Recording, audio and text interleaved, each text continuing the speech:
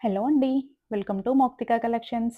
ఈ వ్లాగ్ వచ్చేసి మన ఖమ్మంలో మమతా రోడ్‌లో ఎస్‌బీఐటీ కాలేజ్ దగ్గరలో ఉన్న దుర్గా మల్లికార్జున స్వామి గుడి గురించి చెప్తున్నానండి. ఇప్పుడు ఈ గుడిలో కార్తీక మాసం సందర్భంగా సామూహిక సత్యనారాయణ స్వామి వ్రతాలు చేయిస్తున్నారు. ఎవరైతే ఇంట్లో వీలు పడని వాళ్ళున్నా, లేకపోతే కుదరని వాళ్ళెవరైనా ఉంటే ఇక్కడ గుడిలో సత్యనారాయణ స్వామి వ్రతాలు చేసుకుంటున్నారనమాట. చాలా జంటలు కూర్చున్నాయి. చూడ్డానికి చాలా కన్నుల విందుగా ఉందనమాట. ఇదే కాకుండా కార్తీక మాసం మొత్తం కూడా ఏదో ఒక రకమైన పూజలు జరుగుతూనే ఉంటాయి ఇక్కడ. ఇవన్నీ కాకుండా మనకి దసరా నవరాత్రులని, శివరాత్రని, వినాయక చవితని అలా అన్ని పండుగలు కూడా వీళ్ళు చాలా ఘనంగా చేస్తూ ఉంటారనమాట.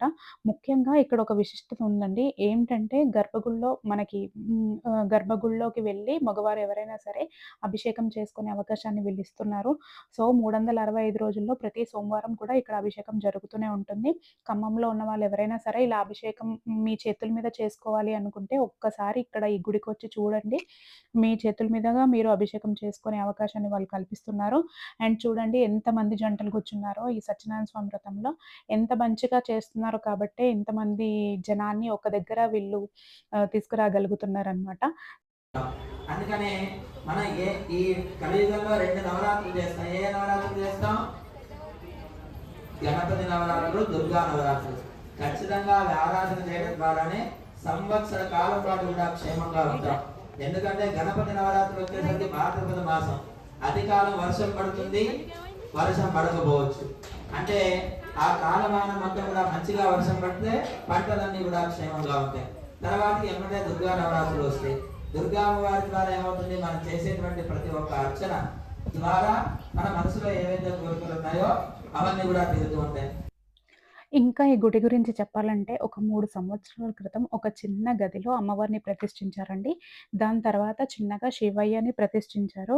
మనకి పెద్దవాళ్ళు చెప్పినట్టు శివుడి ఆజ్ఞ లేనిదే చీమైనా కుట్టదా అన్నట్టు నలుగురితో మొదలైన ఈ గుడి ఇప్పుడు 400 జంటలు కూర్చొని సత్యనారాయణ స్వామి వ్రతం చేసుకోగలుగుతున్నారంటే అది ఆ శివయ్య అనుగ్రహం వల్లే.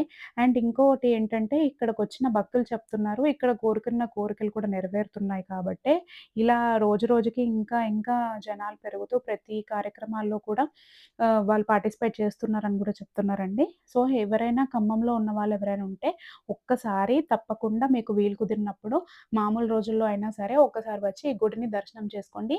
అండ్ ఇక్కడ మనకి చెప్తున్నట్టుగానే అభిషేకం కూడా చేస్తున్నారు కాబట్టి ఒక్కసారి అభిషేకం కూడా చేసుకోండి. ఈ వీడియో చూసిన తర్వాత మీ ఫ్రెండ్స్‌కి, ఫ్యామిలీ మెంబర్స్‌ని కూడా ఈ ఇన్ఫర్మేటివ్ వీడియోని ఒకసారి షేర్ చేయండి. వాళ్ళు కూడా ఎవరైనా వచ్చి చూడాలనుకుంటే చూస్తారు.